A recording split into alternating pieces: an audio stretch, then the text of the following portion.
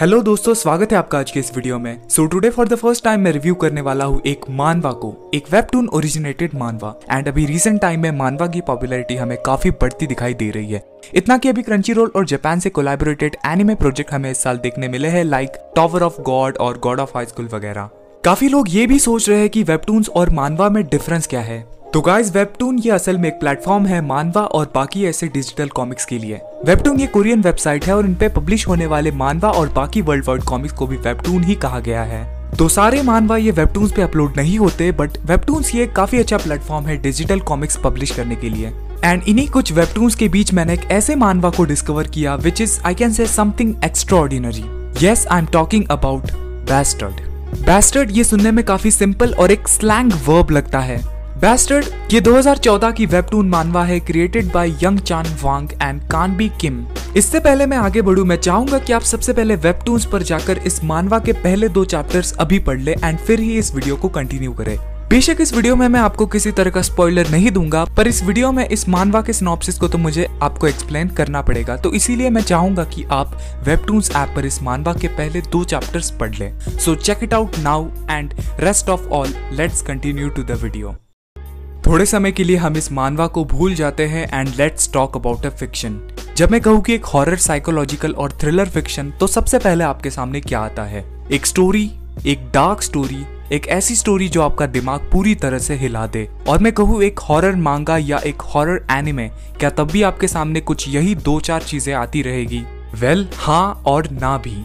एक तरह से एनिमे और मांगा में हमें अभी तक काफी अलग अलग तरह से स्टोरी और प्लॉट को दिखाया जाता है and some of them are just too good. There are no boundaries जब हम बात करें एक एनिमे जो हॉरर, साइकोलॉजिकल और थ्रिलर को एक बेटर वे में प्रेजेंट करे।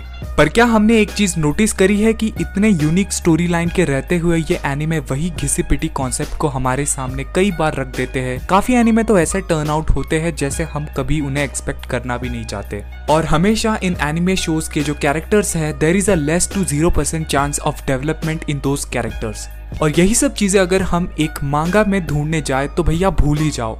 मोस्ट ऑफ द केसेस में हम ऐसा ही कुछ सोचते हैं। जो कुछ भी तुम एक एनिमे में देखते हो, जो कुछ चीजें तुम्हें उस एनिमे को देखने पे मजबूर करती है, उस इंटेंसिटी को एक मांगा में उतारना लगभग इम्पॉसिबल लगता है। और इसी इम्पॉसिबल को पॉसिबल बनाया है बैस्टर्ड इस मानवा ने।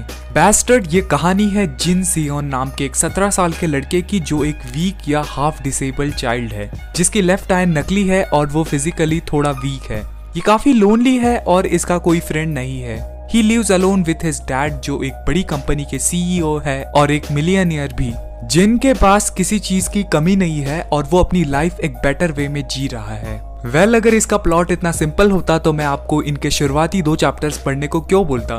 बैस्टर्ड के फर्स्ट चैप्टर में ये दिखाया है कि सिटी में कुछ औरतों के मिसिंग होने और मर्डर होने के मामले सामने आते हैं जिनके बारे में कोई कुछ नहीं जानता। Well, Jin was the one behind those murders.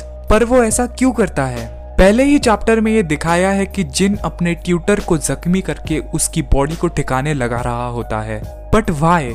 और एक तरफ उसके डैड है जो उसकी मॉम की कमी उसे कभी महसूस नहीं होने देते, जो एक अच्छे सिटीजन होने का फर्ज भी निभा रहे हैं। तो ऐसी क्या वजह है कि जिन इन क्राइम्स को अंजाम दे रहा है? Even he have such a millionaire dad जो उसका इतना ख्याल रखते हैं। सिंपल, वो ये सब उसके डैड के लिए ही कर रहा है। उसके डैड जो दुनिया के नजरों में एक डिवाइन फिगर है, वो असल में एक टेरिफाइंग साइकोपाथ किलर है जिसे जिन एक डीमन कहता है। इन 2 चैप्टर्स में जिन ये जो कुछ भी क्राइम करता है वो उसके डैड के कहने पर ही करता है। उसके डैड असल में एक ऑर्गन ट्रैफिकिंग माफिया है जो अपने मजे के लिए लड़कियों को मारकर उनके ऑर्गन्स को बेचते हैं, और ये करने में उनका साथ देता है Jin, whose life is a hell. इस पूरे प्लॉट को मैं एक शॉर्ट समरी के थ्रू भी समझा पाता अगर इसकी स्टोरी भी इतनी सिंपल होती तो। जनरली एक थ्रिलर फिक्शन का सबसे स्ट्रॉन्ग पॉइंट होता है उसका नरेटिव। उसकी जो स्टोरी लाइन है उसको एक नॉन लीनियर वे में दिखाना, उसकी स्टोरी के क्लिफ हैंगर और प्लॉट ट्विस्ट, ये कुछ ऐसे पॉइंट है जो एक स्ट्रॉन्ग थ्रिलर फिक्शन को जन्म देते हैं। और इसे एक फिल्म और एनिमे में दिखाना तो चलो एक बात है, बट उस सेम वे में उसे एक वेबटून मानवा में एग्जीक्यूट करना, ये टोटली एक नेक्स्ट लेवल का काम है। और इसीलिए बैस्टर्ड के क्रिएटर की मैं जितनी तारीफ करूं उतना कम है। जिन सियोन बचपन से अपने डैड के काले कारनामों में उनका साथ देता आया है उसके डैड की इन हरकतों से जिन के साइकोलॉजी पर बहुत ही बुरा प्रभाव पड़ा था। उसके डैड की एक नजर पड़ते ही जिन कांप उठता और उसे इस बात का हमेशा डर रहता कि काम ना आने पर उसके डैड उसे जान से ना मारते। और इसी बीच जन्म हुआ एक ऐसे कैरेक्टर का जो अपने डैड को गुमराह कैसे करना है वो सीख चुका था। यस, जिन काफी डेवलप हो चुका था। भले ही वो अपने डैड से कितनी भी नफरत क्यों ना करता हो, वो ये चीज जानता और समझता था कि वो उसके डैड की वजह से ही जिंदा है और अपने लाइफ को जी रहा है। उसके लिए उसके डैड वो डीमन है जिनको उसने अपना सोल बेच दिया हो और वो बदले में अपनी जिंदगी काट रहा है। पर एक बेजुबान अपने मुंह को कब तक बंद रख सकता है ये कोई नहीं जानता। स्कूल में अकेले रहने की वजह से उसे कई बार बुली भी किया जाने लगा था। ऐसे ही एक लड़ाई में जिन जख्मी होकर बेहोश हो जाता है और उसकी जान एक लड़की बचाती है जो उसके स्कूल की नई ट्रांसफर स्टूडेंट होती है। जिनकी उस लड़की से दोस्ती हो जाती है और दोनों एक साथ हैंग आउट करने लगते हैं। इस बात का पता उसके डैड को लगता है जिन्हें एक नया टारगेट मिल चुका होता है। बट दिस टाइम चीजें एक अलग वे में टर्न आउट होती है। जिन उस लड़की को कभी भी उसके डैड के हवाले नहीं करना चाहता और अब वो अपने डैड के किसी भी दुष्ट इरादे को कामयाब नहीं होने देना चाहता है। जिन को उसके डैड ने पूरी लाइफ अपने इशारों पे नचाया, पर Jin will now rebel against his dad. जब मैंने पहले इस वेबटून को पढ़ना शुरू किया था तब मेरे माइंड में कुछ एनिमे आए जो कि इन मानवा से काफी सिमिलर मुझे लगे, पर इस मानवा की ओरिजिनलिटी तो एकदम हटके है। मैंने इतना क्रीपी वेबटून पहली बार ही पढ़ा है और इसके शुरुआती चैप्टर्स पढ़कर ही मैं इतना लिंक हो गया कि मैंने सिर्फ 3 दिनों में इसे पूरा पढ़ लिया। This is really one of the greatest मानवा क्रिएटेड।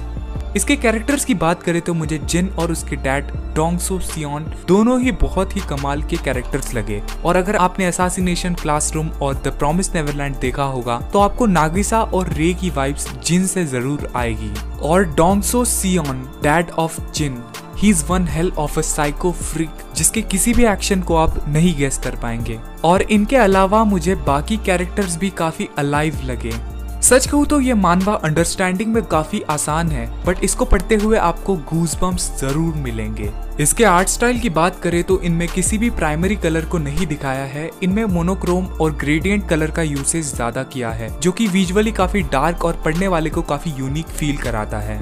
बैस्टर्ड इस वेबटून के टोटल 94 चैप्टर्स है और अगर आप इसे एक बार पढ़ लेते हैं तो आप अपने आप को रोक नहीं पाएंगे इसके नेक्स्ट चैप्टर पर जाते हुए। बैस्टर्ड ये अब तक का हाईएस्ट रेटेड वेबटून है जिसकी वेबटून्स पर रेटिंग है 9.8 एंड ये एक वर्थ रीडिंग मानवा है जिसे आपको जरूर से जरूर ट्राई करना चाहिए। और मेरी सच में इच्छा है कि इसका एनिमे एडाप्टेशन होना चाहिए। तो बैस्टर्ड ये वेबटून पे अवेलेबल है फ्री में पढ़ने के लिए, पर कुछ लिमिटेड चैप्टर्स पढ़ने के बाद ये आपको 2 चैप्टर्स पर डे की लिमिट रखता है और कंटिन्यू करने के लिए आपको पे करना पड़ सकता है। तो मेरी राय में आप इसे किसी मांगा ऐप पर पढ़े तो ज्यादा बेटर रहेगा। तो गाइज बस अभी के लिए सिर्फ इतना ही। अगर आप चाहते हैं कि मैं और मांगा और वेबटून्स का रिव्यू करूं तो इस वीडियो को लाइक करो। आप कौन सा मांगा या मानवा पढ़ रहे हैं वो कमेंट में मुझे बताओ और चैनल को सब्सक्राइब करो। मिलते हैं नेक्स्ट वीडियो में। Good bye.